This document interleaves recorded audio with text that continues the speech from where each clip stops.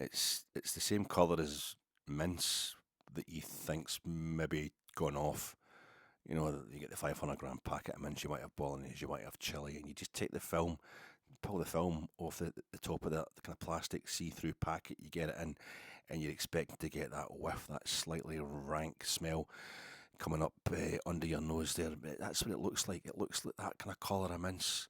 No, the Wheatfield Road stand, the seats have gone pink. They're a kind of dried out looking pink, with that little edge of grey without actually going grey. There's a kind of implied greyness to them in that Wheatfield stand. You know, you get the Heart of Midlothian picked out in various coloured seats, but the vast majority of the Wheatfield stand seats, they've been sunblasted, they've been kind of worn away. The colour is worn out. It might be because I'm seeing them behind, you know, the pantomime cast of Sky Sports presentation. You know, sitting there, you know, your two ugly sisters, and you get Buttons, who played for Motherwell and Everton, and was really great for Scotland, doing really well. And you know, the kind of narrator, the choir, sitting there. So maybe that's what it is. It puts me, but it's behind them. But I can see it and I think it's been there for years. It's been there for decades now. The Wheatfield stand, Tynecastle, the three other stands, and you think it's the colour of the mince shouldn't look like that. It shouldn't look, but it does when you've left it in the fridge too long, or when the supermarket they've made an arse of it and what I mean. But you're never going to take it back. And I'm going to the supermarket. Oh, well, my mince changed. It's just so what it should look like is a Hearts kit, that lovely Hearts top, really fine maroon. It's beautiful. The Hearts maroon is beautiful. Like Torino, Sparta Prague, Dynamo Berlin, Shots Bon Accord, Peters Hill. They've got that lovely a deep maroon. That's what the mince should look like when you take it almost to the point where you can understand. It looks so good, so succulent, so kind of buoyant that you can just almost understand why folk do steak tartare, why folk will eat raw meat at some points, you know. But you just want to get it in the pot there, and it's kind of glowing, that kind of maroon look where you get the rock salt onto it, the pepper. Get some kidney beans in there if you're wanting the chili.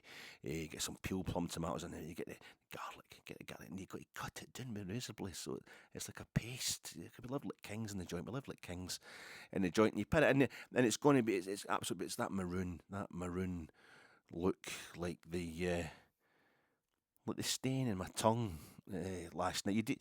I'm sitting there, and it's the kind of detritus of a Saturday night spent in the house, and I'm looking down at one point. I've got the chicken, I've got the rest of the chicken that I had most of it earlier, but I've got the plate there ready for a kind of supper, just to kind of put a nice end stop in the evening of indulgence. And it's just the carcass basically of the chicken is left, and it's been stripped down. I've even got a tea, I had a wee cup of tea to go along with it there, but next to that I'm trying to get space on the wee table thing for the cup of tea, or what's left of the cup of tea, and next to it is the three glasses, and there's a sherry glass, drained. There's a white wine glass. I trust their shapes will not offend your palate. It's drained, and there's a red wine glass. I like to get I've tried to get red wine glasses as close in their shape and their size, though I can never quite get them small enough to the ones that Michael drinks the way Apollonia's father when he first says that's no, I want to marry your daughter. Yeah, that's the kind of beautiful kind of Sicilian looking wee red wine glasses. But that's they're all transparent, they're all drained, they're all empty except for that little stain, that little kind of purpley maroonish stain at the bottom of the red wine glass. That reminds me of the stain that used to be on my tongue for the Valpolicella. You can't get Valpolicella in the cheap anymore. I used to get Valpolicella at odd bins in the early 90s, the valley of so many cellars, and I would sit around at Allen's and Marion's because they get to flat together first. So obviously we're all skint and that, and we'd go to there and we'd watch Mean Streets, we'd watch the highlights of the Rangers game. We'd just been to maybe earlier that day on sports scene, but we would drink wine, we'd drink red wine, and we would watch Godfather, we would watch Mean Streets, we'd watch Raging Bull, we'd watch Taxi Driver, we'd watch a lot of Scorsese, we'd watch a lot of Coppola, we'd watch The Big Easy, and we'd drink the red wine, and we'd talk about Hemingway, and Alan would tell me about Hemingway, he was a big Hemingway, I took that on board, and Italo Calvino, we'd talk about Naples, and we'd talk about, it's just getting pissed, and you're young, and you wake up next morning with a big, massive, purple kind of maroon stain on your tongue, and it was a sign that you'd had an absolutely fantastic night I think "I'll be back." No, "I'll be back" is the best movie quote that we could have used. I was thinking about that. It's appropriate that an Austrian scored against us today because nobody wants it to be "I'll be back." They don't want it to be first person singular pronoun of the return of Rangers because that implies that it's been said by Philippe Clement and he's persona non grata. He's a dead man walking. Nobody, no, you're not allowed to say that out loud as a Rangers supporter. It can't happen through Clement. He has got to go papering over the cracks. Val Policella, boom. It's got to be us. We're going to be back, but he'll be. There's too many folk invested in Clement going. It can't be a comeback through Philippe Clement. He's got to be a dead man walking. And it should be "We'll be back." We'll be back. Rangers will be back. So the Arnie quote, and plus Arnold Schwarzenegger. It's Arnold Schwarzenegger that says that. And he's, the Arnold Schwarzenegger Stadium. Sturm Grazzi Stadium used to be called the Arnold Schwarzenegger Stadium. That's what it was called when we lost there in the Champions League under Dick Advocat. So let's get bad. It's bad connotations in that. I was watching Trailer Park Boys last night, just trying different things to watch. Netflix. Sometimes Netflix has actually got something. I used to love Trailer Park Boys. I used to love watching that, and it's a live show. Trailer Park live in Austin, Texas, and at the beginning of the show, Bubbles is doing a wee demo. He's doing a wee show reel for himself. He's putting it together. He wants to become an acting superstar, and he's put together a few kind of improvs, and he's doing different scenes for different movies. He's doing Travis Bickle and all that. You talking to me, but he does. I think the first one he does is Arnie, and it was 2 seconds after I thought to myself, "I'll be back" doesn't actually work for us just now. That's no the message we should be sending out this week. Because there's Bubbles going, "I'll be back." I'm like, oh, geez, and it should be with Neil and I. And they're drinking the wine. Oh, the wine, finest wines available to humanity. We want them here. We want them now. I have some extremely distressing news. We've just run out of wine. That's one of the first lines in With Neil and I. Richard E. Grant's only decent performance ever, and what a performance makes up for all the other ones. And it's the Penrith Tea Rooms, isn't it? It's a scene in the Penrith Tea Rooms. We'll be back. We're coming back in here. We'll be back in here. It was, because we're pissed. We're out of order. We're all over the place. But, just this result today is just Monty's. I mean, Monty's angry he was as well. A pair of blues. Supposed to spend them in the wellies, but we went into the boozer. The king, the King's Arms.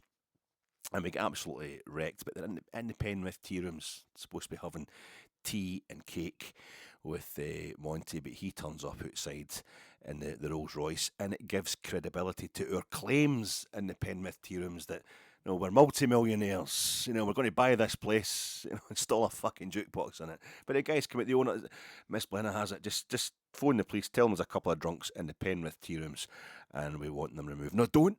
Miss Blenna, don't do that. We'll buy this place. We'll sack you and all that stuff. That's what we're at. We're with Neil and I. We're Richard E. Grant. We're Paul McGann. We're with Neil and we're Marwood. And we're in the Penrith Tea Rooms. And we're just telling everybody that we'll be back. And nobody believes us because we still look like a bit of a state as far as everybody else is concerned. 1967, we lost to Berwick Rangers in the Scottish Cup. No, getting beat in the Scottish Cup by a lower league team never happens to Rangers. Berwick Rangers 1967, first time it happened to us in the 20th century, only the second time it happened to us ever. I haven't checked the result we got after St Bernard's put us at the Scottish Cup in 1893.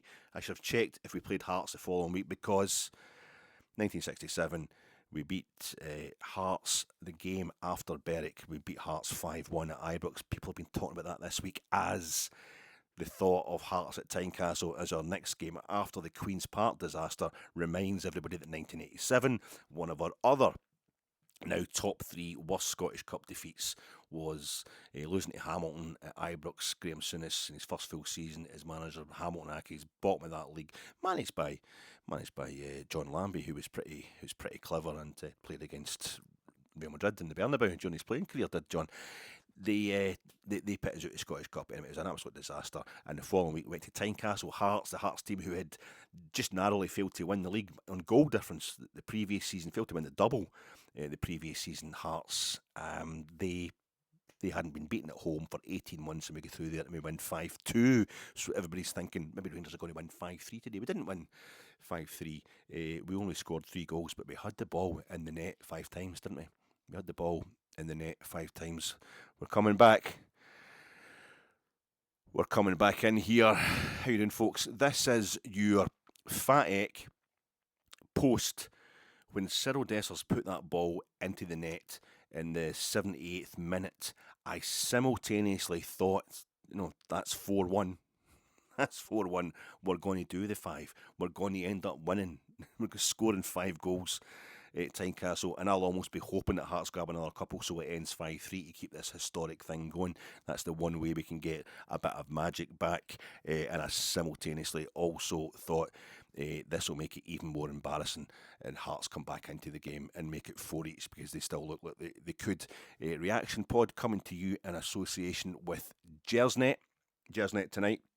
Sunday, the flagship show at 9:30. It's going to be Colin and John and Alan, so get on that one. That'll be certainly plenty to talk about, and the lads will give that a right good go this evening, 9:30 live on the YouTube channel. I'm sponsored by them, and I'm sponsored by Hiring a Bodyguard if things get a bit hairy. Hiring a Bodyguard, things get a bit hairy. Thank you to everybody for getting in touch with me about about the Beatles, the film I saw. But I'm going to leave that to the end to describe exactly what happened there. But I was talking in the preview pod about how we've got to do a kind of reaction like the one I saw in this film, this Beatles biopic decades ago. Ringo Starr had silenced all the Pete Best fans that were outraged, Beatlemania, they were outraged that the Beatles had sacked Pete Best as their drummer and they're bringing in this guy Ringo Starr, who was nowhere near as good looking.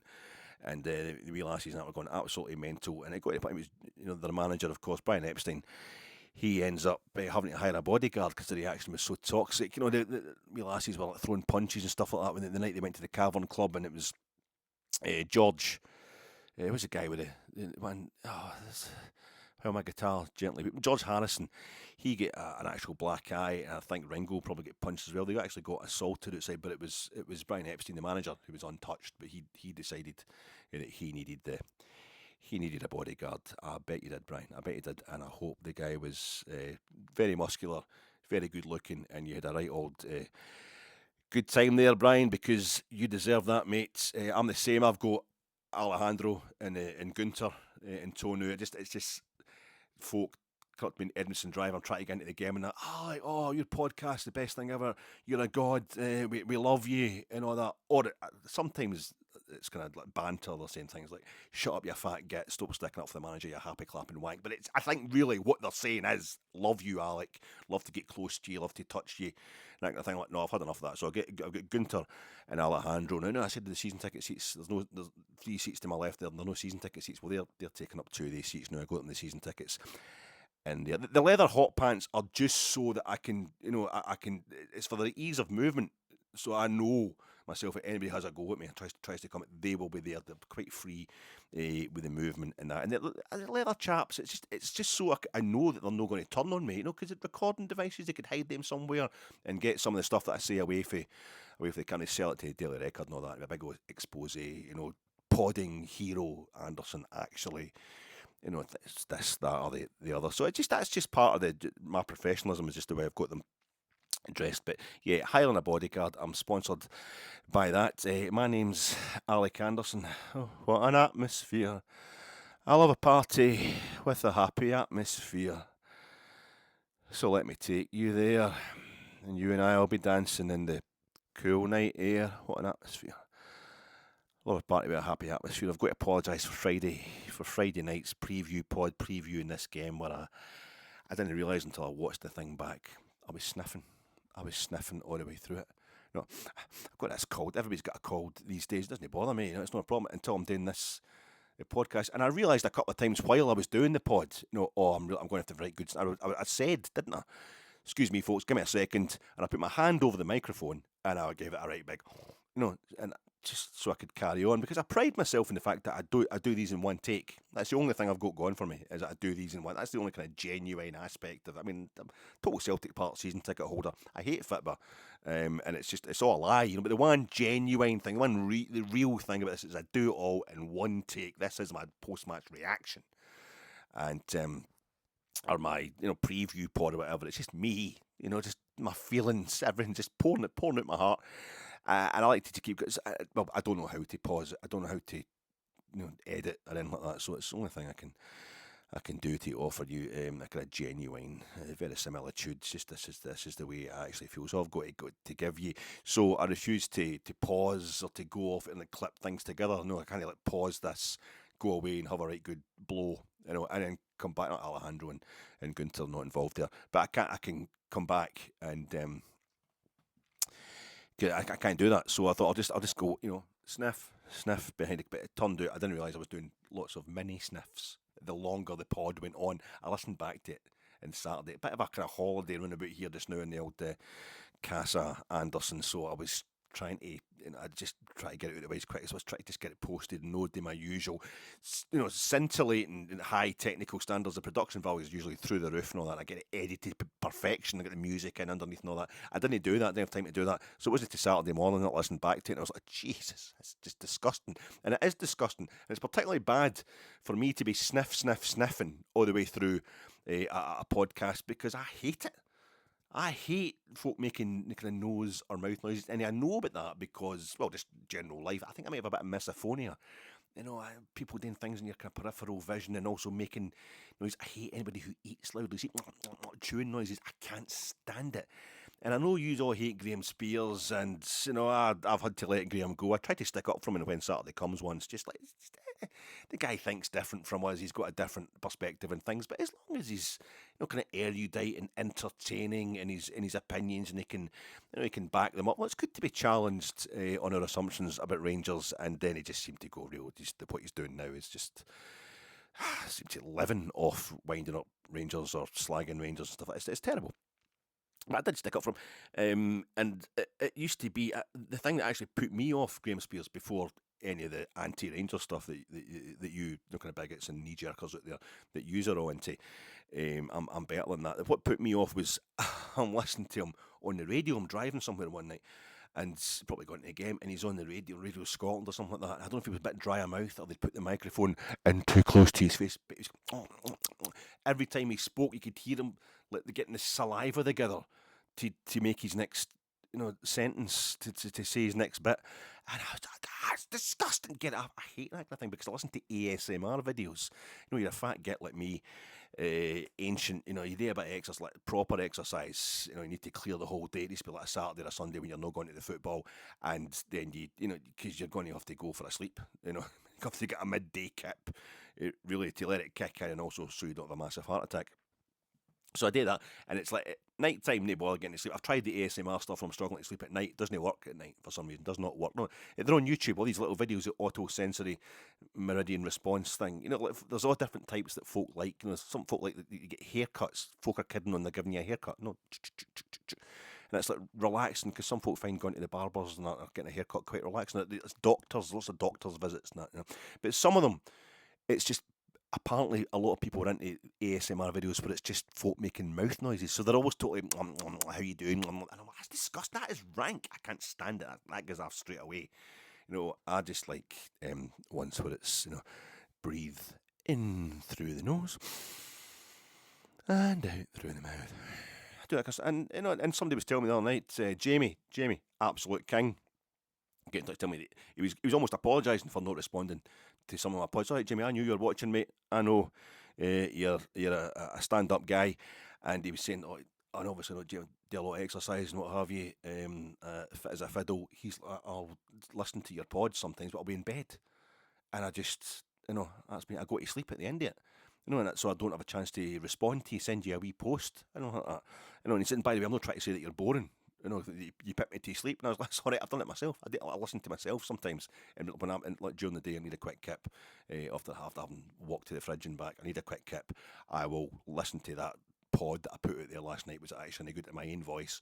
Will put me to sleep. But there's also wake up, Harry, the Celtic supporter who drives a van during the day. He was telling me that he listens to my pods as well. So I don't want him going to sleep and causing any accidents or getting himself into trouble there. But I get the whole ASMR thing, but I can't stand the one where folk make mouth noises. I've done that the other night. I've been sniffing and snorting. I don't want to talk about the game. We won 3-1 and we're not allowed to talk about it. It's not that I don't want to talk about the game. I enjoyed it. I enjoyed Rangers winning 3-1, but that's against the law in Rangers land these days. Isn't that makes you a happy clapper, or you're part of the problem, etc. But apologies for the thing. So if I start, I've got the I've got the tissues here. I've got the tissues. I brought them through with me today, so all my neighbours saw middle-aged fat man getting his laptop to come into his wee private cubby hole, and taking a big box of tissues in there. They all know. They're on. I wonder what he's up to. Rangers must have won. Alex, get the tissues out. So, I'll be back. We'll be back. We're coming back in here. I was sitting there last night just with the purple, the maroon, and the crisp packets are all running about me, and the chicken, and it's the cheese and onion, the golden wonder, a few of them, and I had a few of the McCoy's flame grill steak, a few packets kicking about, and I've cleared some. I've picked them up and I've kind of rolled them up and put them inside one of the wine glasses and that, and I've got one slipper on and one slipper off, and I also got a bar of chocolate on Friday, the dairy milk thing. There's a few kind of dairy milk crumbs on my shirt and all that, and the next thing, this Northern Irish bellboy is going, Mr. Anderson, where did it all go wrong? And I'm like, I am winning. I am totally winning. I have had the best day. Yeah, a really good day, and it's made by cappuccino. I can drink cappuccino. Cappuccino gets me a total buzz. Like coffee, it's because I only have like one a week. I don't really. I'm a tea drinker, so like my wife, she has coffee all through the week at her work and stuff like that. So we go to like a Starbucks or something for a cappuccino. If we go for a wee drive or something like that, and she's like, that's nice, and I'm like, absolutely buzzing. I'm going completely insane, and because got a bit of cold and all that, and a wee bit run down, but nothing that bad. Did you get Saturday Night Spider? Do you get Saturday Night Spider? It's a thing. It's a concept. Saturday Night Spider. It's confirmation bias. Right? It's confirmation bias. Obviously, a spider will appear. You'll see a spider in your house on a Wednesday in March, or on a Friday in April or something like that. But I just, all these moments that I've seen one on a Saturday night. It'll be if you're in a Saturday night. Me and my wife, we're in a Saturday night. And it's about 3 or 4 different houses. Maybe it just means we're completely clatty and we're overrun by insects. It's not that though, is it? It's not. It's just, it's one of the big spiders that's like, at first you think it's a mouse or something, because it's the speed of that, the size of that thing. It's at the corner of your eye. You see, and it's just, the spiders will crawl about like next to the skirting board, and they'll go into dark corners, and they'll go up to ceilings. They'll stay out your way generally. But it was this moment. It always seems to be a Saturday night when we're sitting watching telly. Having a few drinks, crisps, every now and then, and it's probably like once a year, a spider will just sprint from nowhere. If you're under the sofa or something, just go right across the very middle of the most exposed part, if you're a spider, of the room that you're traversing. Like it's saying, come and get me. It's just totally, and I'm like, Saturday Night Spider? How's every Saturday night? Didn't happen last Saturday night. I like spiders. They do a good job. You don't want, if it's too big, if it's the ones, the big ones, but you don't kill them. You just try and scoop them up in something, and you throw them out the back door, into the rain or something like that. But spiders put us out last week, didn't they? The spiders put us outside. There was no Saturday Night Spider. It was Sunday Spider, and then it was spiders all day Monday, spiders all day Tuesday, spiders all day Wednesday. You just want to get to the next game. Can we get through the next game? Is it going to... No, it's not going to change. And we're still talking about Spider. If it had to be anybody, if it had to be Rangers making bad Scottish Cup history, I would rather it was at the hands of the team who are Scottish Cup history, the team who've made the Scottish Cup. I'm glad it was them. If it had to be anybody, I'm glad it was them. But it's been a long week, and Friday night, sorry, I realised my pod, I was sniffing on the way through it, but I just had to post it because we're supposed to be going to be driving all that on Saturday, and just, it's Valentine's night as well, too old for proper Valentine. It's never too old for romance and being nice and all that. But we're just in the house just eating and crisps and a bit of drink and that, and it's Top of the Pops 2. And it was great, and I'm straight away, I'm like, 1985. That's 1985. It's the Smiths. Come on, the Smiths. How Soon Is Now, one of the greatest songs ever. And I'm just like, I actually had a thought across my head, going, it must have been brilliant to imagine being young, like a teenager at that time when that song first came out and you first heard that. And I thought, I fucking was. I was February 1985. I was 16. I went to see the concert in September 1985. I was that person. I've got the albums. I did sit and watch. I was just at that age where music started to mean so much to you. I wasn't too young and I wasn't too old. I was sitting in the Smiths Come On. Remember them doing This Charming Man when they've come on Top of the Pops going, who is this guy? What is this all about? This is, so many things that I shouldn't like, but it's mind blowing. It's the best thing I've ever seen in my life. At the same time, I did all that because we've got ourselves into a state, I think, as Rangers supporters, where you don't imagine happiness as something that you do, over this one result, and it seems a bit much, but I get why. I'm not trying to say it wasn't, but I'm watching Top of the Pops 1985. I'm like, rewind this, let's rewind it, and we're having a few drinks, and it's like, oh, this is great. And it was the Dead or Alive, Pete Burns, You Spin Me Right Round, not even a bad Dead or Alive song. The Dead or Alive song was the Commodores doing Marvin. The Colourfield, Terry Hall, the Colourfield, and it's beautifully articulate, really clear lyric as well. Who knows, maybe tomorrow we can share each other's sorrow and compare our graveside manners as we wave our lonely banners. No, the greatest lyric of all time, but just really clear, stick in your mind. That's proper music stuff. And the Smiths are on, and it is one of the greatest lyrics of all time. There's a club and you get to go, you could meet somebody who really loves you. So you go and you stand on your own, and you leave on your own, and you go home and you cry and you want to die. That's up there in my top 3-4 lyrics of all time. It's one of the greatest lyrics ever rendered to music. Killing Joke, Love Like Blood, one of my favourite songs of all time. I'm watching that, and there's Geordie, who's just passed away last year. He's given it like that, and Sharp and Newman. I don't remember that at all. Who's Sharp? Who did Sharp do? Gary Newman doing his usual David Sylvian impersonation. David Sylvian, who's impersonating David Bowie, but it's Gary Newman's on there, and he's got even King. That's what my heart yearns for now, love and pride. I remember that. I think I might have bought that single. I was just a kid at the time, Don't laugh at me, but you need to paint your Doc Martens like King. Whoa, love and pride. Oh, I totally remember Don Henley, Boys of Summer. I mean, some of the most memorable songs, even if you hate it, of all time. The Boss was on it as well. A bit of Bruce Springsteen. Was Dancing in the Dark. Art of Noise. Prince was on it as well. Kirsty MacColl. I don't know what I'm looking for in New England. And I'm like,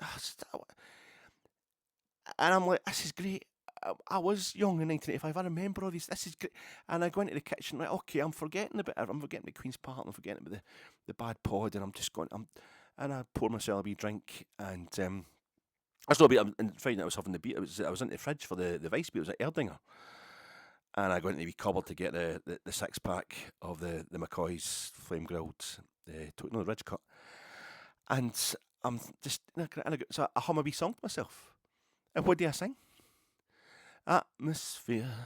I love a party with a happy. That was fucking Russ Abbott. Russ Abbott has been he's in the charts 1985. No, old folk liked a bit of Russ Abbott. That's fine. It's just a democratic system. That's how, Vienna doesn't get number one. Joe Dolce, shut up, AFS, gets number one. But I've just sat and listened to all these songs, and they're doing the video chart. Was it video chart? It was like a rundown of the top 10 videos, and they're just giving you 2-second blasts of all various songs that are in the chart. And there's all these amazing artists. Killing Joke, The Smiths, Prince, Bruce Springsteen, even as I say, Dead or Alive. And if you want to get just the earworm thing, Dead or Alive, you spin me right round, baby, right. It's a cracking song.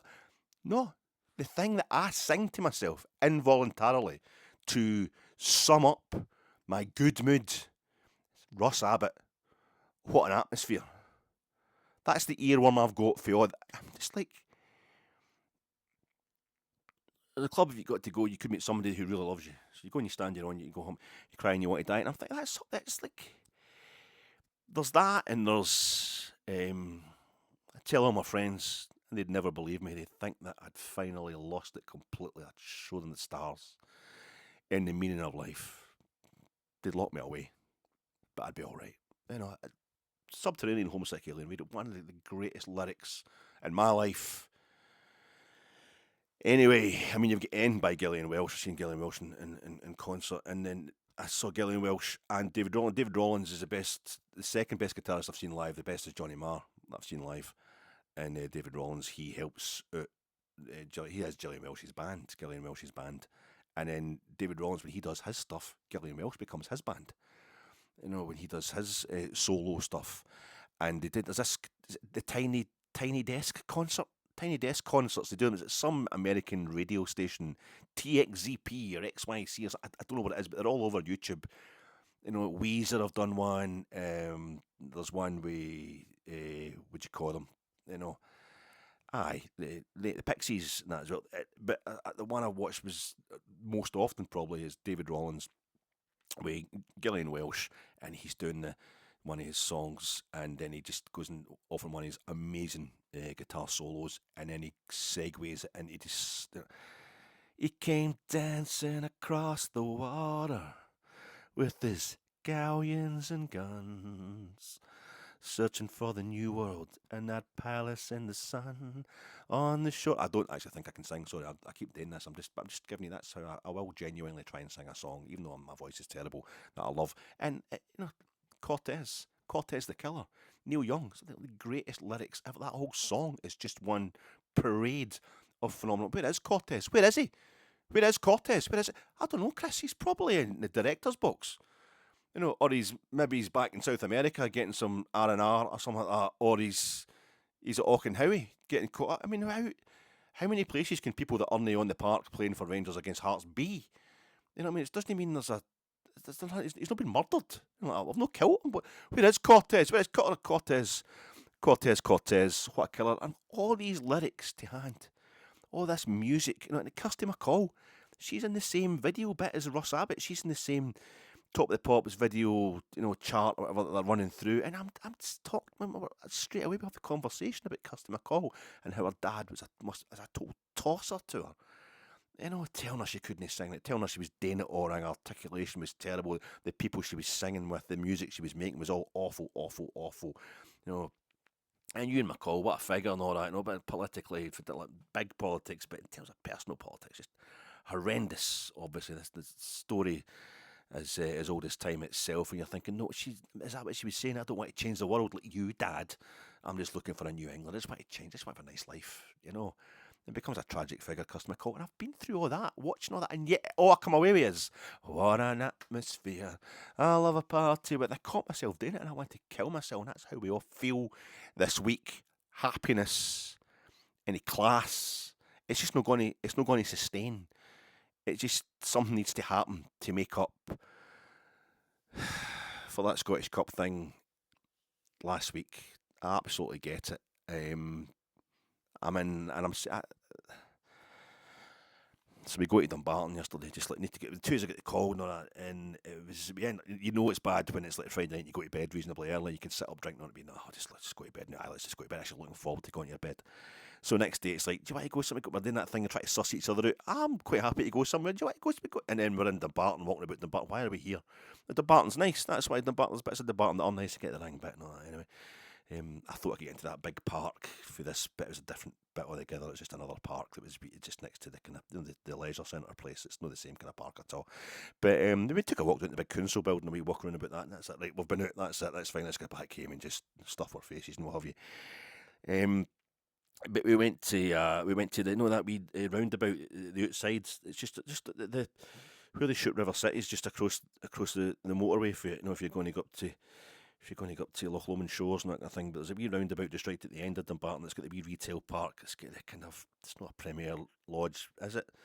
It's next to one of the kind of pub type places, beefeater type scenario.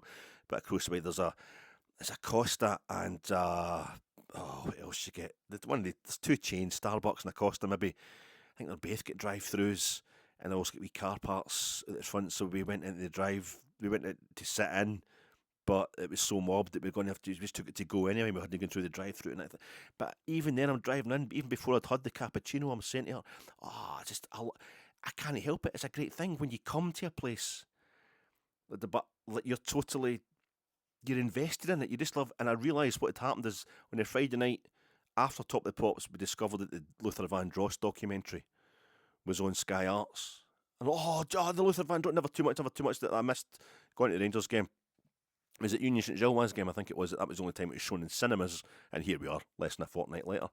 I can watch it on a fortnight, just over a fortnight later. It's on the telly. It's brilliant. Tee that up. I can forget about Russ Abbott. I can forget about everything, and it's taken back to the late 80s, early 90s when I was dotting about. You know, it was all the Smiths and the specials and all the kind of indie stuff and right on stuff until it came to bit of clubbing, and you're that age, kind of 18, 19, 20, you're starting to get with your pals at night, and there's things happening, and Luther Vandross was just a man, I would be wearing the suits, and I'd be getting the gear and what have you, and hitting the clubs and hitting the pubs, and like going out with a lassie for, kind of Gourock and going into Greenock and places like that on a Friday night. And it's Greenock. It's Greenock. And I come for Ardrossan as well. It's not exactly the most salubrious places in the world. But all you're thinking about is Luther Vandross and New York and Chicago, and it's all glamour, and you're living a world that's just absolutely fantastic, that kind of youthful thing. It doesn't matter what's actually happening, where you actually are physically, mentally. You're just all glamour, excitement, the world is just new, and the music's fantastic. And it's the opposite this week, and I'm saying I get the same feel. I'm saying that Luther Vandross, it was tragic what happened to Luther and that, but it makes just, if you're, doesn't matter where you are, if you think somewhere's depressing, if you're in the right kind of mindset, if you're young and enthusiastic, everything's just fantastic. And even when I come to Dumbarton, all I can think about is like the Vale of Grieving and the Scottish Cup. It's Dumbarton, and Vale of Grieving and Rent. There's a sign for Renton as well, and I'm thinking this is what used to be the football capital of the world, because Dumbarton won the first league. They shared it with Rangers, and they won the second league title outright. But at that point, they're already Vale of Grieving and Dumbarton and Renton that were winning Scottish Cups and then playing English teams. And what's something that says I'm Scottish Cup? I'm just thinking the Scottish Cup, Queen's Park were the main Scottish Cup team. Queen's Park put us out the Scottish Cup last week. It's the opposite of Luther. It's the opposite of that feeling. It's just that feeling of, doesn't matter what we do, doesn't matter what we're doing, you're just dominated by the depression of last Sunday, and have the cappuccino, and we go and park in bowling, and parked next to a wee tiny park that overlooks the railway line, that overlooks the basin, just to have the takeaway. We had to make them takeaway cappuccino. No chocolate in mine, actually, and folk are looking and thinking it'll be the wife that doesn't want chocolate. No, it's actually me, but yes, I am having the cherry bakewell. And it's all to go, and we're going to bowling because I'm trying to find somebody to park that's nice with a nice view, and just don't kind of go straight back home. So we pull in there, and it's no, but we're too close. This folk, it's too close to the road. It's causing confusion. We're just going to that wee car park there. Just pull into the wee car park, and we pull it round, so we're facing away for the water. We're facing away for the Erskine Bridge and the view, and we're looking straight at these houses, and I'm like, where's the? And I'm getting really intense about, there's too much house there, there's only two doors, there's only two doors, 54 and 56, and all the houses, that's 3 floors there must be more than 2 doors, and look at the amount of the blocks, there's about 15 bedrooms that can be 2 houses that got 15 bed, and they end up going for a walk around the other side, and they're working on 2 levels, the front doors to the other houses, the other 2-floor houses are on the other side, where the old bowling station used to be, and it's just, I get really into it, and I'm like, that, it must be late 60s, early 70s, because it's exactly the same as Eglinton Square in Ardrossan, which is the house that Mum and Dad moved to when I was 3 years old, and that's where I got brought up. And we had these little stones. See the stones they've got? They're like stones that are kind of polished, they're like pebbles, but they're all exactly the same size, and they're set in kind of cement. Really, that's supposed. It's like in Glenrothes, it's like in Cumbernauld when they're building the new towns. It's that kind of house that we built. It's in Ardrossan, so there must have been places that weren't actually new towns, but they were doing that kind of housing, kind of social housing experiment. And we had that. So when I came out the front door in our house, it was a flat upstairs. Exactly the same size. It was a garden flat scenario, and we were in the bottom one with the 2 bedrooms. And my sister came along, so we had to get a bigger house when we moved up the road. So I used to come out, and I remember there was little stones, there was little things with the pebbles and all that, and you could drive. I would go around it on my bike, so you weren't straight out onto the main road, but it's still close to the main road, Ori Road. But you could go out and you bike like a thing. That must be a social experiment. And she's like, "You're absolutely hyper. It's a cappuccino. It's a cappuccino. I only drink tea during the week. It's kicked in.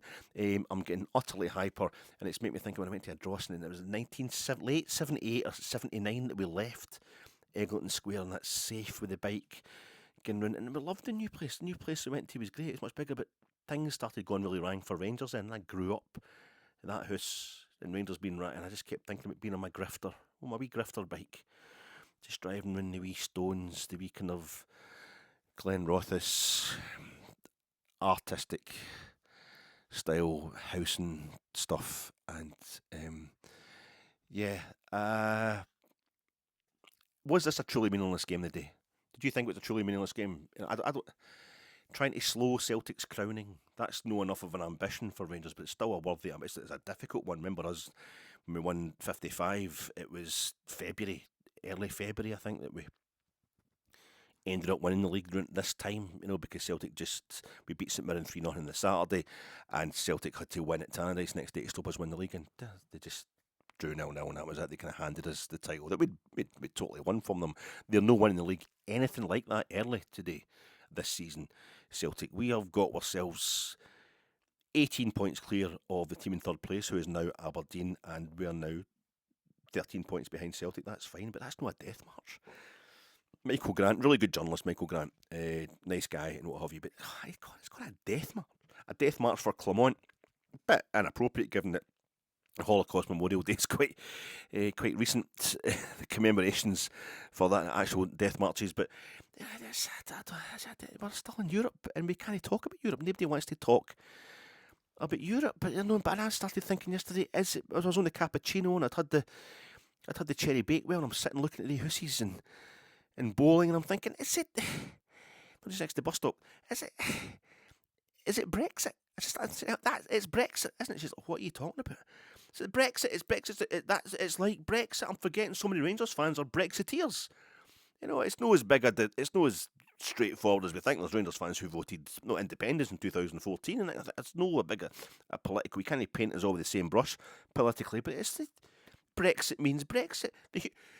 We literally want Rangers out of Europe so we can criticise Clermont cleanly with no limit to our criticism of them. It's actually confusing the issue. And Clermont keeps offering it up as an excuse as well. And it's not an excuse for me, it's a reason to support them, it's a reason to believe in them. We've done so well in Europe. Chris Boyd, Europe is a bonus. It might have been for you, Chris, because you never get picked. But it's not, it's basically the things that Clermont is doing well. He's beating Celtic now, or he beat Celtic. He's got Celtic's number in the head-to-head in actual derbies. And he's doing brilliantly in Europe. The two games that Boydie was never having his greatest moments in, he just wants the routine stuff that Chris put in it. I love Boydie. The cup games, Scottish Cup finals, League Cup finals, and all that. It means so much. I'm not trying to say it doesn't. It mean so much. The bread and butter. But we are red wine. We are caviar. We are a good big plate of fresh minced bolognese or chili or whatever. That's what we want. That's what we deserve, the size of support we've got, and that's European football.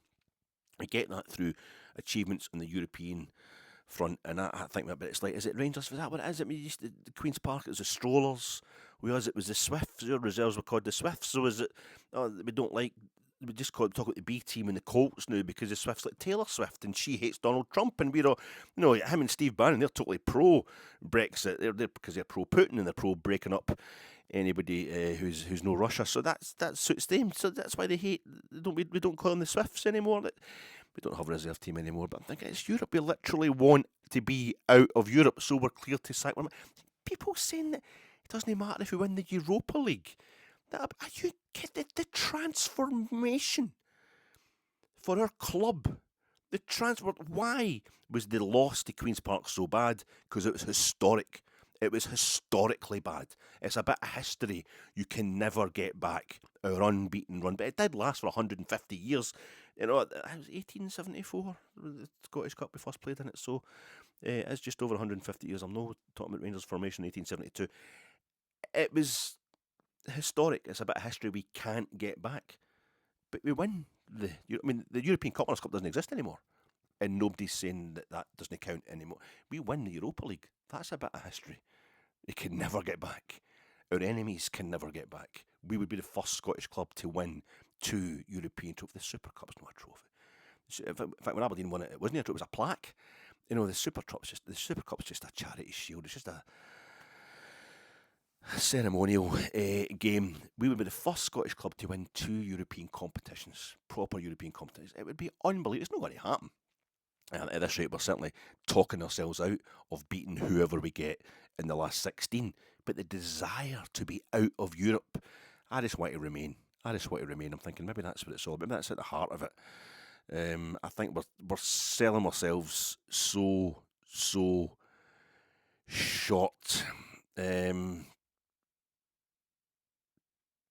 Luther sang, "Give me the reason to want you back." Give me the reason to want you back. That was a great Luther Vandross song. I loved that song. An absolute killer of a tune. And this, give me the reason to want you back. This is the lyric. This is the lyric for Philippe Clement's situation just now. The Rangers support are saying, "Give me the reason to want you back." This is the lyric, just like "This is the girl" in Mulholland Drive. And well, that's not a song lyric, Alec. This is the girl. That's just a quote from the film. Who says that? Who says "This is the girl" in Mulholland Drive? Angelo Badalamenti. You're welcome. It's kind of sadness acknowledged, pain endured, pain mined, and Ross Abbott forgotten when you hear Luther Vandross singing "Give me the reason you want you back," and that is what I'm feeling right now. This is the lyric for Philippe Clement till the end of the season or till the end of his reign, whatever comes first. The game today, we started the day 16 points behind Celtic. They won their wee game yesterday against Dundee United. That was me thinking on Friday night that maybe between two games against Bayern Munich, Celtic might get distracted and have to rest it. Not a bit of it. They went out there and tanked Dundee United 3-0 to put the pressure on us. 16 points clear. The team news was that we had Liam Kelly gone, benched. That's him, just like Forrest and McLean in 1967 after Berwick. Liam Kelly, clearly the problem. So he's gone. He's benched, and in comes Jack Butland as emergency cover. No, sorry, it's Bajrami. Probably if anybody was getting scapegoated, it might have been Nadeem Bajrami. I don't know what the reason the manager gave for Bajrami being on the bench. I know we've all had a problem with his performances of late. But Janice Hadji, who was subbed after an hour last week, he's back in. He seemed to get made a scapegoat during the game last week, but and he came, and probably the biggest news was Tom Lawrence being in at 10 for his infiltrations, according to the manager. And he did do very well at the beginning of the season. He did well at the beginning of the season when we were absolutely terrible. Did Tom Lawrence scoring a few very vital winners, only goals of games against Hibs, against Dundee United at Tannadice. And yes, this is our second straight away win in the league. Our second straight away league win. That thing that we were wanting to burn down the entire house. But I don't care how well we're doing in Europe. I don't care that we can win in Malmo, we can draw Olympiacos, we can beat Nice in Nice. In fact, that makes it worse that we can't beat Dundee at Dens, we can't beat Hibs at Easter Road, we can't beat St Mirren at Paisley. We've just beaten Dundee United 3-1 at Tannadice, followed by, in terms of away domestic games, Hearts 3-1 at Tynecastle, and that suddenly is forgotten. That as a desire for us, as a target for Rangers support, is being largely forgotten. It's hardly being mentioned. He's rectifying the away form. Sometimes it's like you've got to make one big massive mistake in the thing you're doing well to twist it in the thing you're doing badly. It is a rebuild.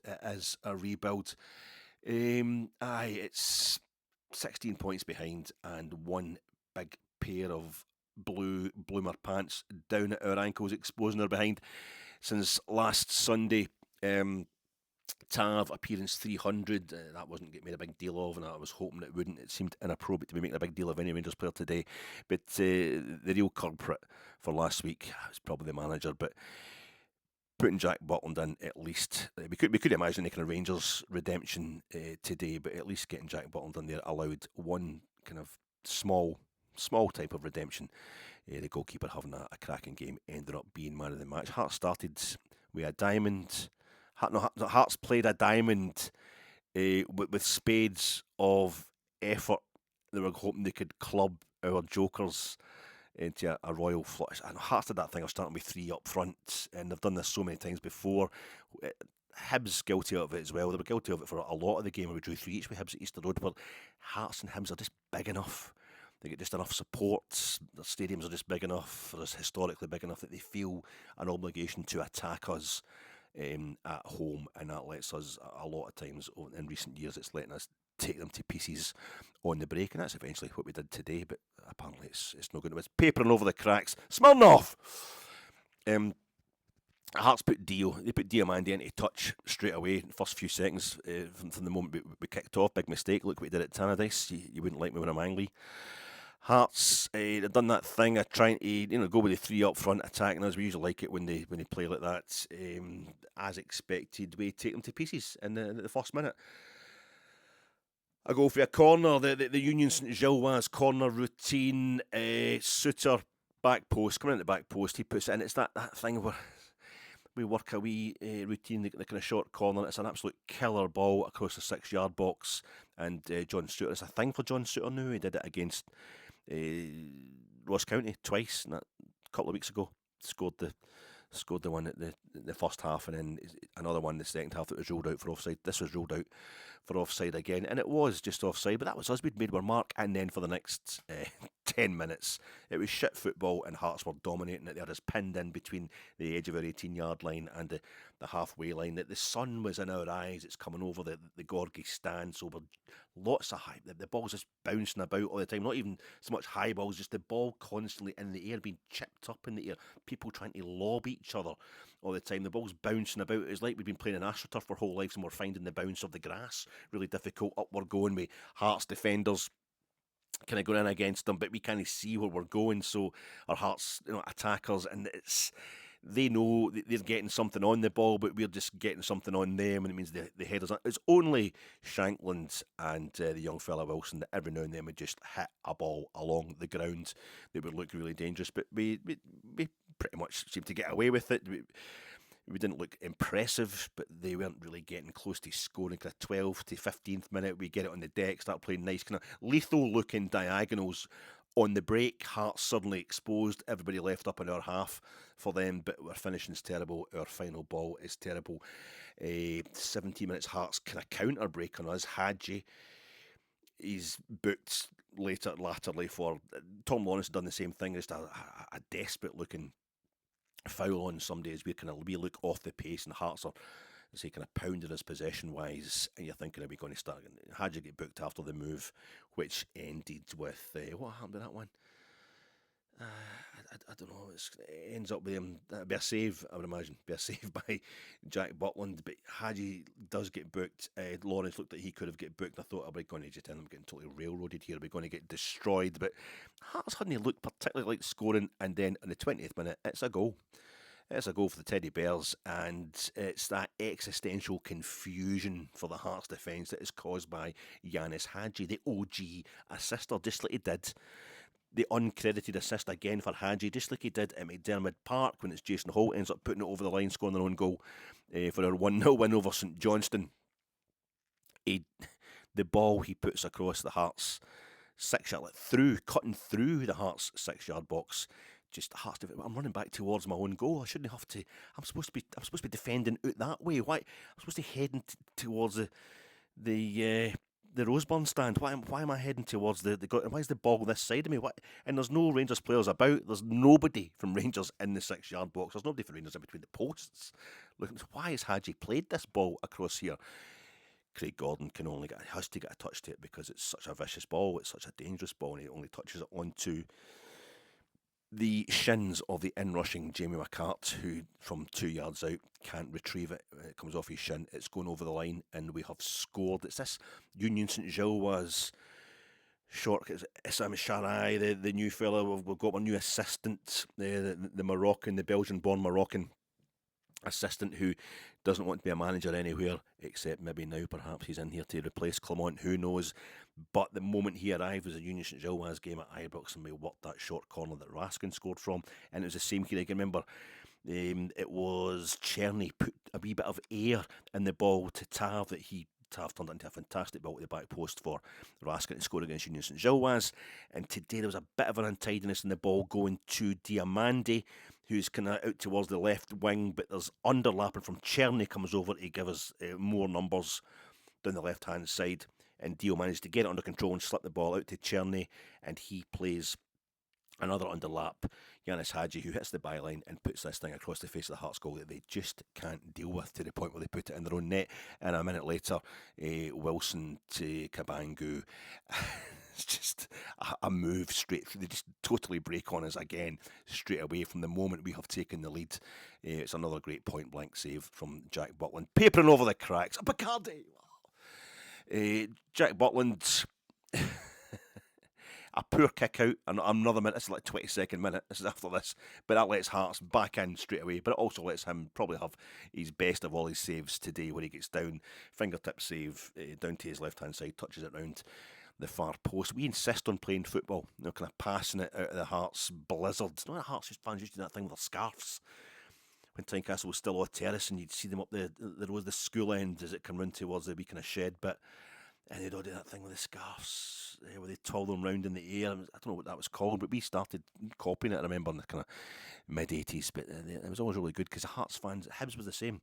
The Rangers and Celtic fans had all sorts of different coloured scarves, bar scarves and that, but the Hearts and Hibs, I used to think Edinburgh was still stuck in the 70s or something. You'd go through there, and most of them would just have the maroon and white block scarf or the green and white block scarf, and you might see us playing Hearts or Hibs in Edinburgh, and Hearts fans used to do that thing. But that's how Hearts were kind of playing. They're just trying to overrun us completely.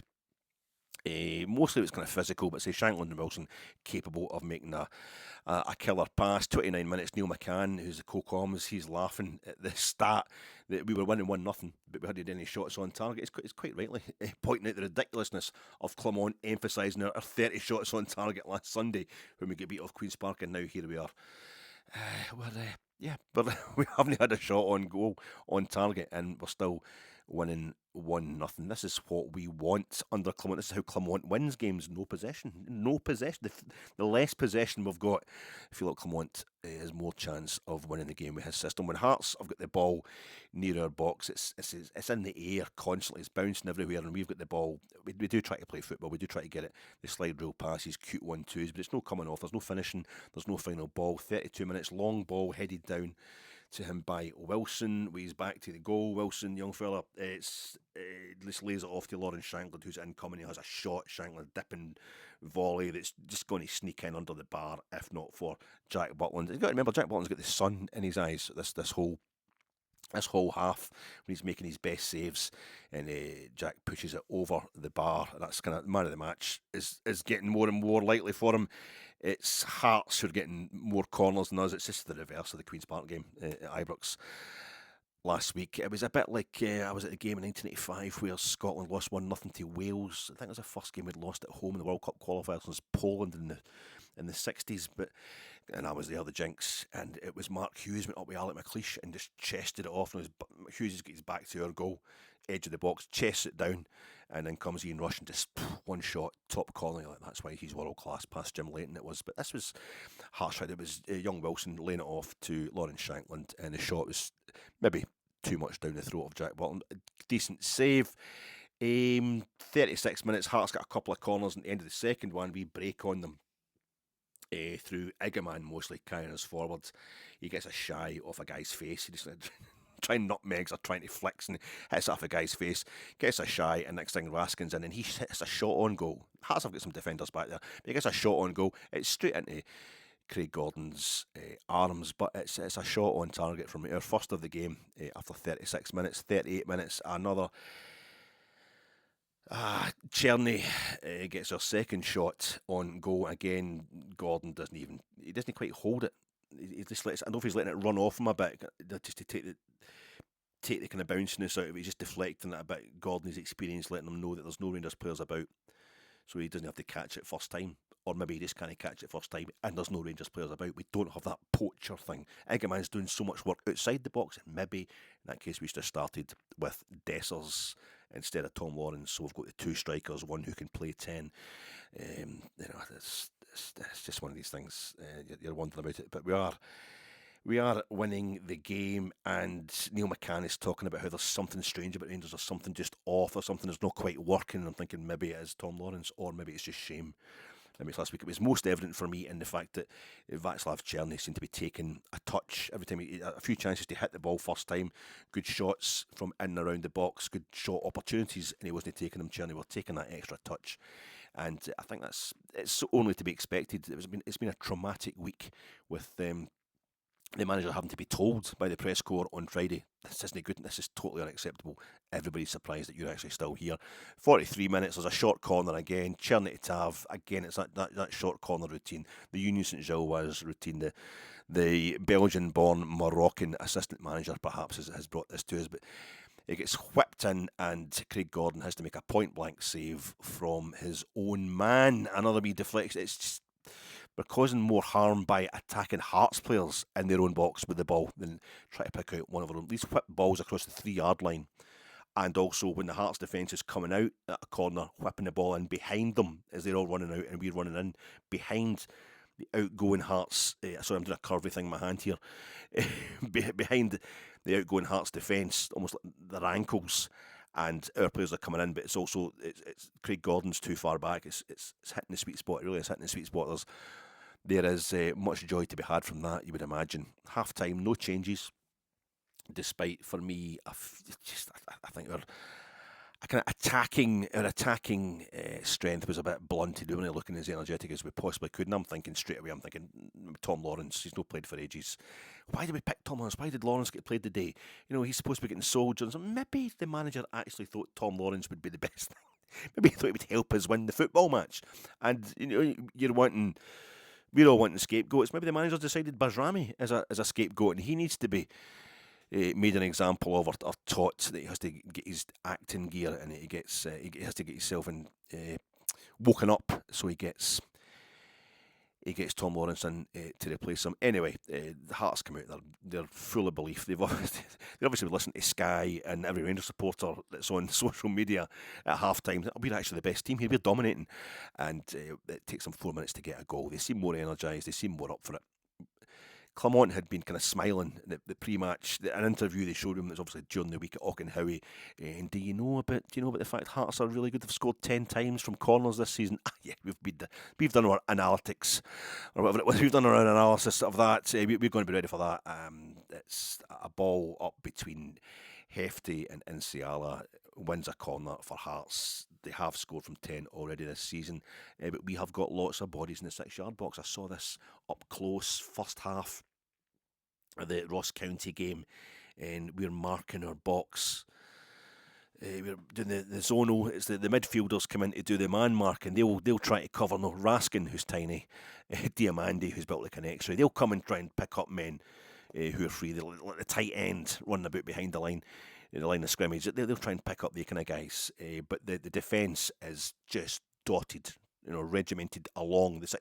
If there's no whitewash between your feet, 6-yard box whitewash, you're doing something wrong. And we have got that 6-yard box marked so tight, it's unbelievable. But sneaky Hearts, with their sneaky tactics, hit the ball to a guy standing 7 yards out, which just isn't playing fair. It isn't playing fair at all.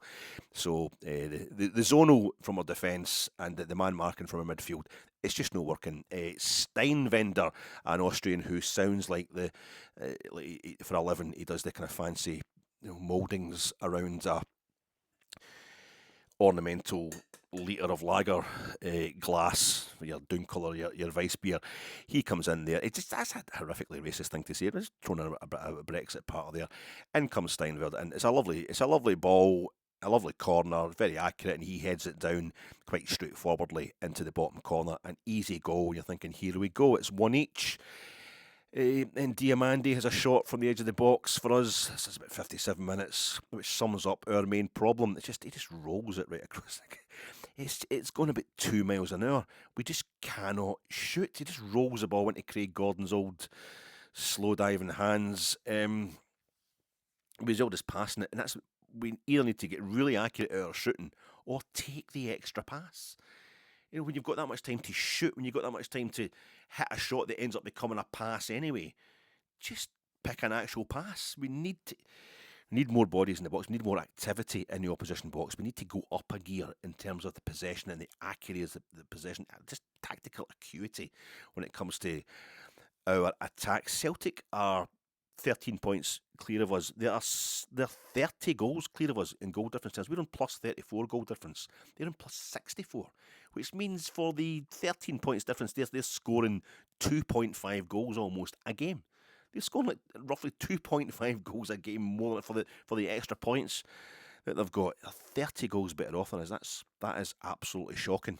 And maybe it's the corners, how bad we're at marking corners, that's costing us as much in the goal difference front as how bad we're at putting away corners. Then, in about 61st minute, Clinton Ciala strangles, wrestles, scalps, and basically snaps. It puts his knee, not in the marathon man, where he gets the guy, comes into his hotel room and tries to garrote him, and he eventually flips him round, and he gets Roy Schreiber gets his knee into his back, and he just pulls him up, he snaps his spine, he pulls him up the chin, and snaps his spine. It was like that. And Ciala's down to young 16-year-old innocent James Wilson in our own box, but no, the referee just doesn't even think about it, even contemplate it, and we go up the park. Dio he kind of just gets the ball and sorts his feet out. Diamandi, nice ball out to the right, kind of slightly wide right, slightly inside right channel to Tom Lawrence. Czerny's done a wee underlap. Czerny slams the ball straight, a lovely ball straight into Egerman's feet. Egerman's practically in the penalty spot. He gets it under control. He's trying to dig it out his feet for the shot. Hart shot him down in the shot, deflected, and it spins out. It's slightly to the right, but tactically astute. Václav Černý is in there, our man of the season so far, I would say. He controls it, and he slots it away with his left foot.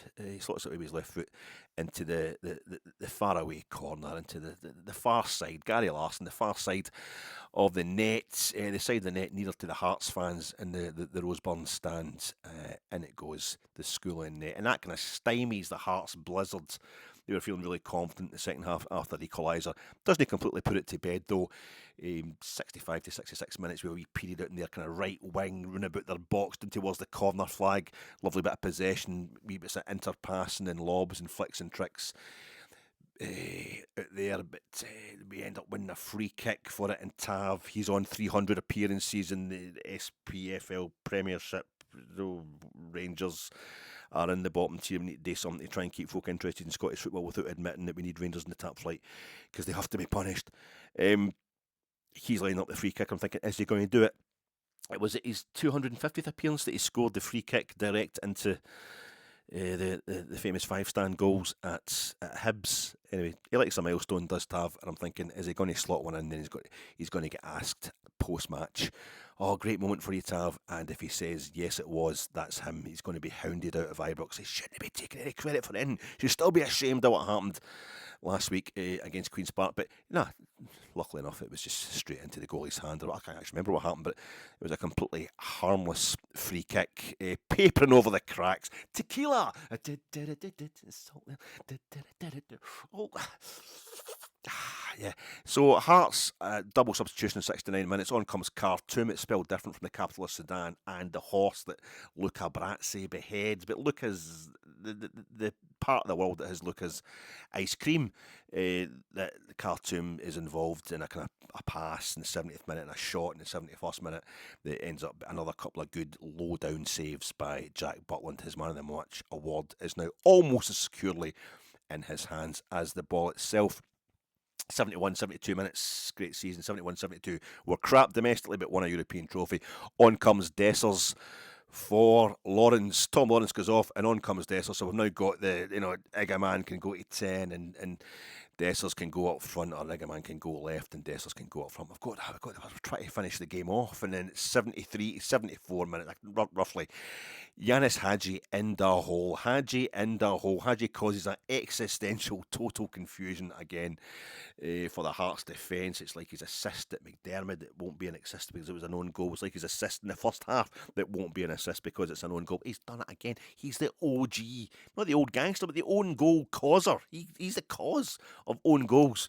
He spooks the opposition to the fact that it's as much the fact that he lobs the ball through to Dessers as Dessers run. It's a lovely, intelligent, basic bit of striking discipline from Cyril Dessers, just to run through on goal. But Yanis Hadji just knocks the ball over the top of the Hearts defence to get it goal side of Dessers, so we don't have to worry about Dessers getting outpaced so much. And that's that. If he could have slotted it through to him. He could have bent it round the Hearts defence to get into Dessers from the left-hand side, but he just puts it over the top, and that's what forces the unfortunate Jamie McCart to score his second own goal of the game. And I thought Dessers had scored it at first, of course. I've seen what I wanted to see. And in it goes. It's 3-1 to Rangers, and I don't know. It's such a strange. We're not allowed to be happy about it. Hadji causing the confusion again. And straight away, I'm thinking. I know why people are feeling depressed. Anyway, but straight away, I feel we need another one. It needs to be four. We need to be four. We need to be 3 goals ahead, even at this point of the game. I remember that 2014-15 season where Hearts totally dominated us in the Hearts dominated the Championship. Our first attempt to get the Championship failing. And we were at Tynecastle on the final day of the regular league season, and we're 2-0 up. And this is good because Hearts had walked to the league title, so this was fine. We were 2-0 up there, obviously off the boil. And they were away in their holidays, and then they scored 2 goals in the last minute, and it was just awful. It was so embarrassing. And any kind of slip up today was just going to be unbearable. This week it would probably be the end for the manager, and you got the feeling a few Rangers fans were quite happy to see Hearts turn this game round today. See, the last kick of the league season last season for Rangers was Hearts equalising with the last kick of the ball at Tynecastle after maybe 3-1 up in that game. I can't remember, but yeah, we're in that kind of slot right now where it's in that kind of headspace at Ibrox. Disaster last Sunday. The team's heads aren't right yet. That's why we've been slow, I think, in the first half on so many occasions. It seemed at that point to kind of Hearts stopped a bit. Their masses of substitutions. They seem to make about 15 substitutions, Hearts as well. I think that also slowed down their momentum a bit. But 77 minutes, John Souttar goes off to booze, and Robin Proper comes on to silence. Not a big Rangers support through there. Well, we don't get a big allocation at Tynecastle now, but I don't know if it was they do that thing where they move about, they advertise the canopy things that Celtic used to cover up the empty seats at Parkhead. I don't know if it was that they can just adjust that to make it there's no empty seats. It's a security thing as well. I don't know if the full Rangers original allocation was taken up today, but we don't get a big away support at Tynecastle. We're not allowed one now anyway. So yes, 78 minutes we ripped them in two. We ripped them in two, and Dessers puts it away, and I'm like, yes, here we go. It's going to end up being another 5 goals from Rangers in the week after a Scottish Cup humiliation, but it wasn't. It was offside. It was offside. Yeah, 18 months. Hearts were unbeaten in 1986-87 season when we went to Tynecastle and beat them 5-2. 8 matches unbeaten they are right now. But we put the ball. That was it. We put the ball past them 5 times. We put the ball in the Hearts net 5 times today. 81 minutes. Egeman nearly scores the goal of the season. He's lobbing and nutmegging and twisting and knocking the ball through or over or between about 4 different Jambos until it gets snuffed out for a corner. 84 minutes, length of the park, counter attack, hefty. Raskin, Egeman just peters out. It looks like a kind of well, never mind moment, but then Hearts basically through on us. They win a corner, and they have the miss of the game, a point blank miss. Musa Drami, the guy's called. He takes the ball in a turn. It's Dessers. The corner comes in, and Dessers just lets it come off his shins. That maybe sums up the difference between the two teams today. Instead of him pointing his shins towards the goal, so it goes into the same goal for another own goal in this half as it had in the first. His shins are going the other way, and the ball just goes loose. Musa Drami I think it ends up, Jack Butland just saves the thing. They put it past the post. It was a point blank miss anyway. It was a terrible shot. Hearts were never going to score after that. Raskin penalised at the edge of the box, though. 87 minutes is in the D, and Shankland is lining up the free kick. He's going to drive this straight, and it looks, when the ball's in the D, it's like a kind of penalty almost, a direct free kick, but it deflects off the wall and just it goes past the post. But Jack Butland's never going to get to that one if it had been on target. Papering over the cracks, Jack Daniels and JD in black. 90 minutes, when the 4 minutes of injury time gets posted, I'm thinking that's still enough time for Hearts to get 2 goals. The way things are going these days, if there's going to be another kind of crash for Rangers this week, it's going to be the end. Are we going into comic cuts stuff? Clermont does come back from defeats. He does come back from defeats with the good results, and sometimes we mess up big victories with a shit result in our following game. But I think it was really important for him today to make it to the end of the season, at least to get the win. And I was just starting to think of how it could still kind of go wrong. Time for 2 quick goals for Hearts, but Tav and Hadji go off. They're subbed off in the 90th minute. Finlay Curtis and Rafael Fernandez comes on. Finlay Curtis, who's played for us in the Scottish Cup and in Europe at Old Trafford in the Europa League, but this is him making his Scottish Premiership debut.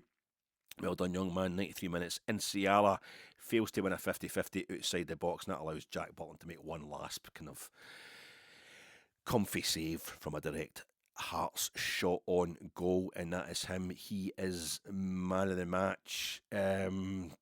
It's Hearts were the better team. Hearts were the better team, says everybody, ignoring the fact that Rangers won 3-1. Please, God, let Hearts have been the better team. Boy, I suppose they have won, but he's just papering over the cracks. I've ran out of drink. I actually ran out of drink. The patter about Hearts having more of the ball and having more shots on our goal and stuff like that. That patter was laughed out of the court last week when it came for the Rangers manager. So you can shove it up your fucking, I don't know, the membership of the.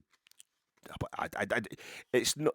We're not having it. I'm not having it. You cannot. I get everybody's unhappy. I get beating Hearts at Tynecastle doesn't make up for what happened at home last week against Queen Park. I get that more than most. A lot of people who are most angry on social media, etc., about this game weren't even at the bloody game last Saturday. Sorry, I'm getting bitter about it. I am getting bitter. It's 52 to 48% possession today. So Hearts just more of the ball than themselves. They had 21 shots to our 15 on goal. 10 of their shots were on target. 7 of ours were on target. It means being more ruthless. It means being more intelligent. It means we played better football.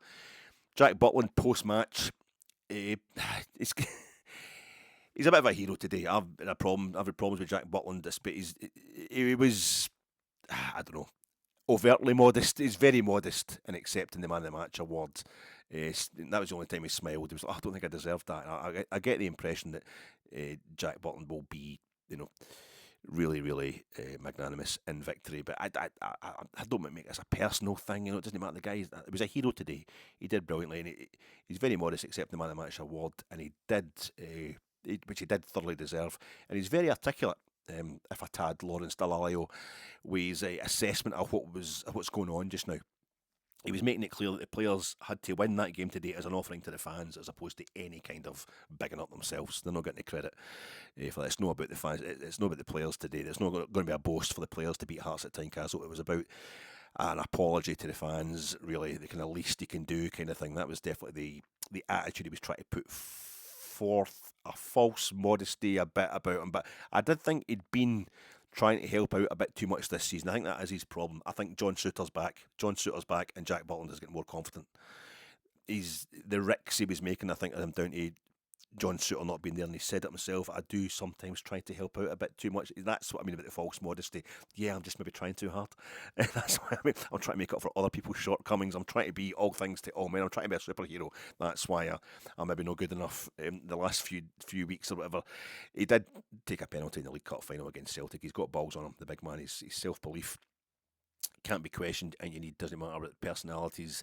You need personality. You need character. You need somebody who's got the ability to come back from bad times and who's no scared to face up to it. And he did business today, Jack Butland, thoroughly deserving of the Man of the Match award. So well done to him. And Clement's post-match interview, I felt he was too enthusiastic.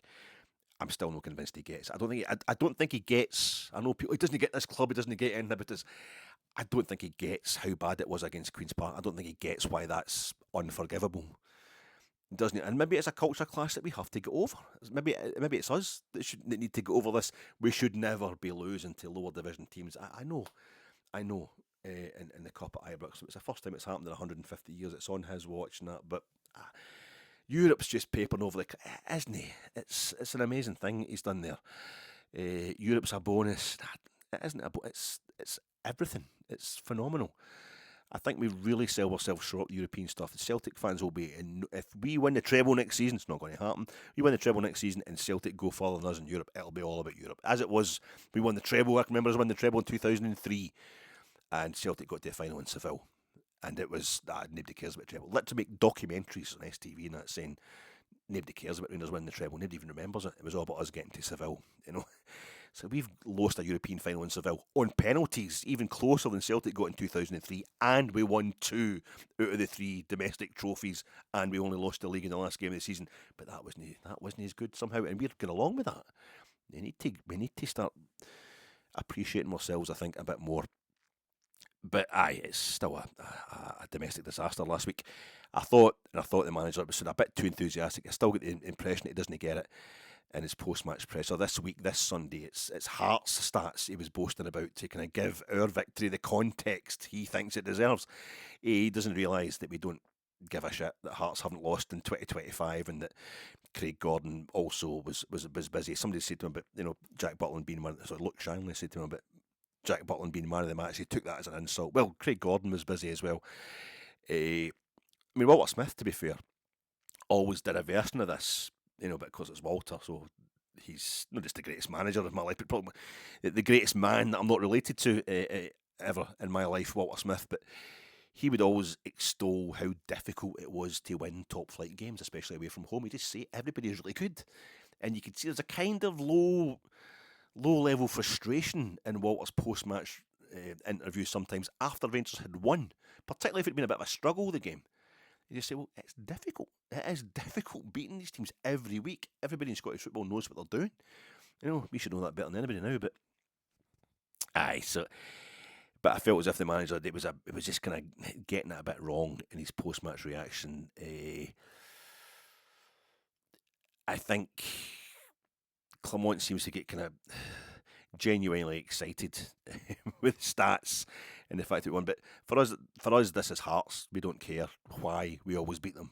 We just know that we do always beat them, and this is you barely making up for the fact that we drew here on the opening day of the league season. It's forget any idea, Philippe, that you've compensated for the defeat to Queen's Park last week with this win today. So I think he's kind of let himself down there again. But he's got to be enthusiastic, hasn't he? He's got to be enthusiastic, the manager, or else the club's screwed. I think we just would prefer less justification and more, I don't know, the manager just sitting there and growling, which also will get him hunted as well. But I get why people are upset by his reaction sometimes. To be fair, though, I mean, Luke Shanley's asking him if he was worried when Clinton Inciala, I mean, even Chris Sutton was saying it wasn't a foul by Inciala in the build-up to our second goal, trying to kind of gather play and try to create a controversy, a way that this Rangers result can be derided, because they had great fun with the red card to Diamande. It wasn't a red card, so it doesn't matter who suffers by it. Sky are just always looking for a bit of controversy. And I'm thinking, well, ask Neil Critchley that if you want to try and take away from our victory. And he did ask Neil Critchley, and Neil Critchley was like, was there a foul? I never saw it. That's quite good. I wasn't interested, but aye. We boxed a bit more clever today than we're given credit for. Hearts can't finish except into their own net, relying on luck. We just need a bit more luck, was saying Neil Critchley and various other pundits. It's always a sign of desperation. You make your own luck in football. We won. But no, we don't want Clement. He's Jeremy Corbyn, who wants to change the world. We want Keir Starmer, who is just a change from the Tories. So I want to say thanks to Blair, not Tony Blair, but Blair, that's his first name, who got in touch on the feedback. Feedback to these overly long posts of mine. Talking about, it was the birth of the Beatles, the film I was going on about on Friday night in the preview pod. What was that film? And I saw it when I was a kid, and I didn't even know this film existed. If I maybe had dreamt this, I remember watching this film as a kid, and it's when Pete Best has been replaced by Ringo Starr, and the Beatles fans are absolutely hating it, and they're booing him, they're giving abuse to Ringo Starr in his first appearance. And I just remembered years later, because I went to Port Sunlight, the weekend in Model Village, just outside Liverpool, or is it over in the Wirral? And I saw this plaque outside the village hall saying this is where Ringo Starr had made his debut. And I'm like, I saw that film years ago. And it turned out he did make his debut there in Port Sunlight. But it was the following night, I think it was a Friday or something, it was the following Saturday, we're back at the Cavern Club. And that's where the fans were outside, assaulting the Beatles and making Brian Epstein think he should get a bodyguard in. And Oh no, what's happened? Oh my goodness, sorry, a bit of technical problems there. That's why my I'm out of sync here with the parter. One of these days I'll learn how to work the actual equipment, which is probably what the Beatles were thinking when the Ringo Starr was getting abused by other fans. And I'd remembered this bit where Ringo, to win over the fans, had just started drumming really kind of staccato, and then built up into a massive frenzy of drumming that won the fans over. And I wonder, is that really how it happened? I know I usually talk about Heat. If I'm going to talk about a film, it's going to be Heat. But the problem with this one is how we're feeling just now. There's the only moment in Heat that kind of compares with how we're feeling just now is when Laura, played by Natalie Portman, just a young lassie, just a young school-age lassie. She has a suicide attempt in the bathtub in the hotel room of Vincent Hanna. I'm going to go back to the hotel and I'm going to sleep for a month, because he thinks he thinks Neil McCauley's away. He thinks Neil, bye, bang, gone, whoa. What do we got? So he's split up for Justine, separated from his wife Justine, the downslope of his third marriage, but his stepdaughter, Justine's daughter, because her dad's this large type asshole, she's really messed up psychologically, so she goes to Vincent's hotel room that he's moving into temporarily, and she goes into his bathtub now when he's not there, and she cuts her wrists, and he comes in and finds her on the back, and she's barely alive. And it's the bit, but he basically gets no, these assholes can shoot each other on the street all day, but not you. It's just that kind of, we're not going to worry about the usual stuff. You've got to get saved, hen. You've got to get saved, and it's probably the most comparable moment is when they go to the hospital. He gets her to the hospital on time, and Justine turns up. She's distraught, obviously. Look at what her daughter's done to herself. And the doctor comes out and says, "No, that's her. She's okay. She's going to be okay. She's pulled through." And it's like, I don't know if we've pulled through. I don't know if it's going to be okay, but we've stopped the bleeding. I would say this. We've definitely staunched the bleeding. But what I was looking for, and it's kind of impossible to get today, was that moment where Ringo Starr's drumming. He's drumming away. And the fans are booing him. They hate him. He's not Pete Best. He's not as attractive as Pete Best. He's not even as technically good a drummer. But he's just got his vibe that the Beatles loved. And Blair got in touch with me and he said, it's the birth of the Beatles. The film you're thinking about is the birth of the Beatles from 1979. And yes, it is rank. The acting's terrible. It's hilarious. Nasty Nick from EastEnders, he's playing one of the Beatles. I can't remember. I don't know what one. The guy who's playing John Lennon really looks like John Lennon, but he looks like John Lennon, what John Lennon would have looked like if he'd lived, past, was it 1981 he gets shot in New York. He looks like John Lennon at maybe 56 or something like that. He's really old looking, but he's playing John Lennon in the early 60s.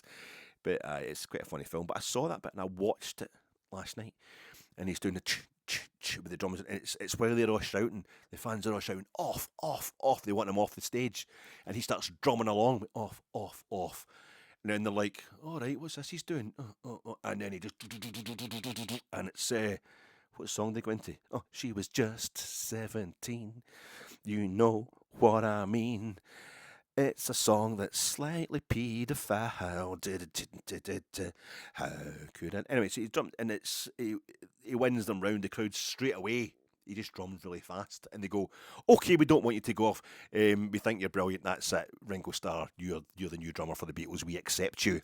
And that's not how it worked back then, I wouldn't imagine, and it's certainly not how it's going to work for Rangers. But I got a chance to watch that last night. That film again, it was good. For us, it's Brian Epstein.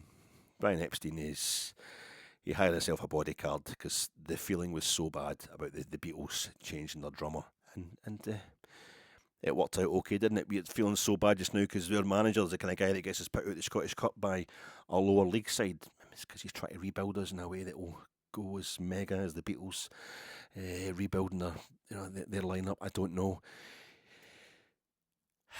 Saw Luther Vandross video the other night on Friday night. The Luther Vandross story. Luther, never too much. That's it. Great biopic, documentary. It's a documentary all about Luther Vandross. It's on Sky Arts. I'd advise you to watch it. And yeah, he couldn't come out. He couldn't. Looks like to everybody. Just a lovely guy, Luther Vandross. His voice was. Nobody's giving a shit about what he does in his private life, except to know that he was so unhappy because he didn't feel he could come out in those days, and We'll never know if he did actually get to love anybody, and he's writing all these great love songs for everybody else, yet he's not getting love himself. And he's doing this concert, one of his many concerts, and he's wearing a wee airline pilot's uniform. And I'm talking about great lyrics for great songs. Fucking the greatest Scottish song of all time, as far as I'm concerned, is Party Fears 2, The Associates and Billy Mackenzie. Talking about sensational performances, sensational appearances, pivotal, seminal moments in musical history. He played out on Top of the Pops. There's Billy on Top of the Pops with his wee air pilot's uniform as well, be kind of powder blue airline pilot's uniform as well, and another man who lost too early, probably partly because he just couldn't let us know what he wanted. He couldn't enjoy life the way Brian Epstein did briefly when he got his bodyguard in, probably. For me, the lyric is, it's going to be the watching that Luther Vandross documentary, it's give me the reason. Give me the reason to want you back. What's there to say? There's not much to talk about. And whatever happened to all of the love that we vowed? Yes, it's true, and there's nothing new you can say. Give me the reason to want you back. And why should I love you again? Do you know? Tell me how to forgive and forget. Give me the reason to love you now. It's been a mighty long time. And the love that used to be ended the day you walked. Oh no, he hasn't walked out, hasn't he? He hasn't walked out. It's still a case of, we feel like Clement. The biggest thing he can do to make us love him just now is to leave. That doesn't apply as far as I'm concerned. I think Europe is an absolutely massive thing, a colossal thing, and he needs to be given the chance to get us to the final or even get us through this last 16 tie. But Rangers, don't let anybody tell you different. Won 3-1 today and deserved to win 3-1 today. I don't think we loved them before kick-off last Sunday, but the league situation hasn't got any worse than what it was before we played Queen's Park. It's just the fact that we now only have 12 league games left to play, and a minimum of 2 European games this season is shortening.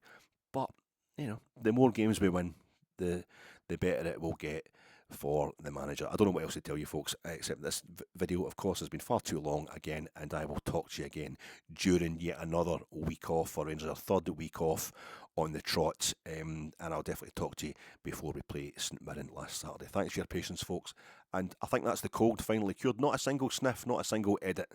Cheers, troops.